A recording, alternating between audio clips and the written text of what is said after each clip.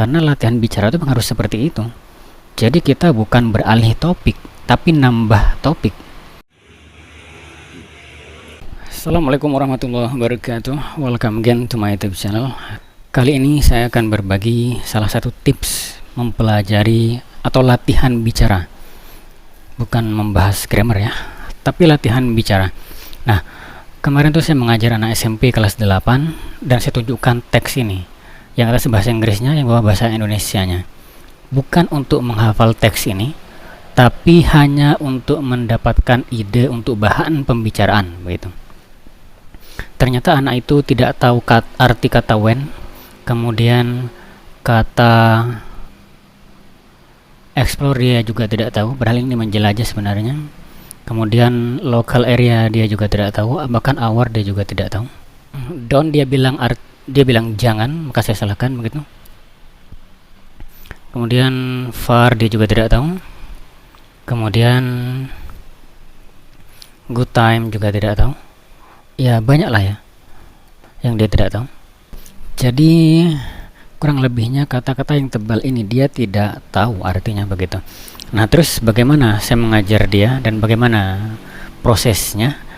Jadi saya menggunakan teknik seperti ini. Saya suruh dia untuk mengingat dulu. Saya tunjukkan dulu arti kata. Jadi when itu ketika, explore itu menjelajahi atau mengeksplor bahasa Indonesia juga, hour itu kita atau kami, lokal itu daerah sini sekitar, area itu area. Jadi area sekitar kita atau area sekitar kami gitu. Don't di sini artinya tidak, need itu memerlukan atau berarti tidak perlu. Far itu jauh. Good time itu waktu bagus atau bersenang-senang begitu. Nah, sampai di sini dulu, tidak kemana-mana begitu. Terus saya tunjukkan ceritanya. Jadi ceritanya tuh begini. Ketika kami memiliki waktu untuk berlibur, keluarga kami dan saya, keluargaku dan saya suka mengeksplor daerah sekitar kami. Kami tidak perlu travel atau jalan-jalan jauh untuk menikmati waktu luang. Nah, dia kan sudah ingat ceritanya ya. Nah, dengan mengingat ceritanya itu dia mudah mengingat arti kata. Jadi dengan mengingat cerita akan menjadi mudah mengingat kata. Maka saya suruh anaknya untuk saya tanya artinya satu-satu dulu. When apa artinya? Dia sudah ingat. Lokal apa artinya? Dia sudah ingat. Need juga, far begitu. Setelah itu saya suruh dia mengartikan ke bahasa Inggrisnya dulu. Dia sudah bisa. Nah sekarang saya tunjukkan yang bahasa Indonesianya. Artinya saya ambil bahasa Inggrisnya yang ini. Beberapa dia lupa dulu. Terus saya beri contoh. Kemudian dia baru ingat begitu. Nah setelah ingat seperti itu, lanjut ke kalimat berikutnya sampai bagian ini. Setelah sampai bagian ini saya ajak dialog dia. Jadi dia sudah menguasai artinya, sudah bisa mengartikan dari Indonesia ke Inggris dengan modal ingat ceritanya, dan dia juga sudah bisa dari bahasa Indonesia ke Inggris. Itu hanya sekian menit saja, karena hanya 60 menit waktu belajarnya. Maka saya pun menanyakan seperti ini. What do you do when you have a holiday? Dia sudah bisa menjawab, explore local area. Kemudian do you need to travel far? Dia sempat lupa atau ya lupa artinya. Do itu apa artinya? Saya tulis di papan, saya artikan. Jadi terus saya tanya lagi, how do you go to the city center? Dia sempat tidak tahu how itu apa maksudnya begitu. Maka saya jelaskan, menanyakan cara. Maka dia bisa menjawabnya, ride motorcycle begitu. Kemudian saya tanya, what for do you go to city center? Atau what do you do in the city center? Terus dijawab, walk around begitu. Nah dengan seperti itu maka ingatan dia semakin mantap sudah pada ceritanya. Nah dan saya coba tanya juga dengan pertanyaan yang sama tadi, itu tanpa melihat teks bahasa Inggrisnya, hanya melihat teks bahasa Indonesianya ini.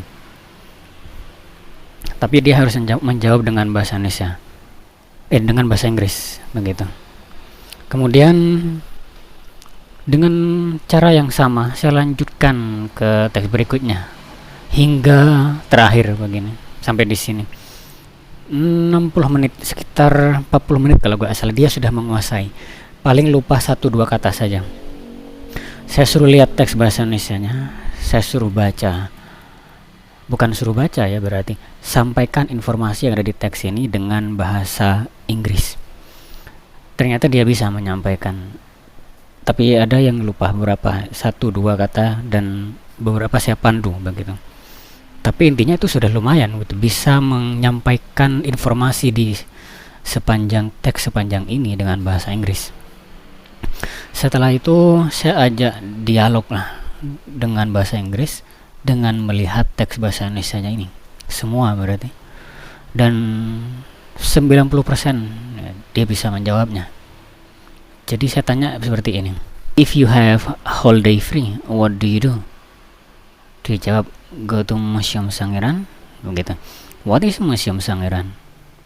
A famous historical site. Is that far? Gitu. Dia bilang no. What do you do in the city center? Terus dia bilang ride motorbike. Kadang begitu ya, oke lah, gak masalah. Soalnya itu kan pergi ke sananya yang ride motorcycle, tapi gak masalah, dia bisa bahasa Inggrisnya. Kemudian what the kids like to do in the open space? Dia bilang playing. Kemudian what do you like in the town? Kemudian dia bilang beautiful architecture, seperti itu. Dan hampir semuanya dia bisa menjawabnya seperti itu. Nah, itu cara saya mengajar latihan speaking. Nah, jadi pertemuan pertama seperti itu. Nah, pertemuan berikutnya nanti tentang ini. Tapi tidak ini saja, balik lagi ke depannya. Jadi siswa yang saya ajar kemarin itu kan sebenarnya sebelumnya sudah pernah membahas tentang kegiatan sehari-hari. Jadi kemarin itu saya tidak hanya bahas ini 60 menit itu, tapi juga saya ajak ngobrol tentang kegiatan sehari-harinya, yaitu tentang jadwal pelajarannya, jam berapa dia bangun, dan seterusnya itu. Karena latihan bicara itu harus seperti itu. Jadi kita bukan beralih topik, tapi nambah topik. Itu speaking ya. Jadi pertemuan berikutnya nanti akan membicarakan tentang local food tourism ditambah dengan local tourism ditambah dengan kegiatan sehari-hari, seperti itu. Terus begitu. Pertemuan berikutnya nambah lagi. Tentu menyesuaikan waktu ya. Ketika terlalu banyak mungkin nanti random aja begitu. Tapi harus terus disinggung yang sebelum-sebelumnya itu. Itu caranya. Ini salah satu tips saya untuk bicara ya. Jadi siswa itu niru gurunya saja sih. Kalau teman-teman belajar sendiri ya niru video itu. Tonton video orang asing, foreigners native English, tirukan dia seperti itu.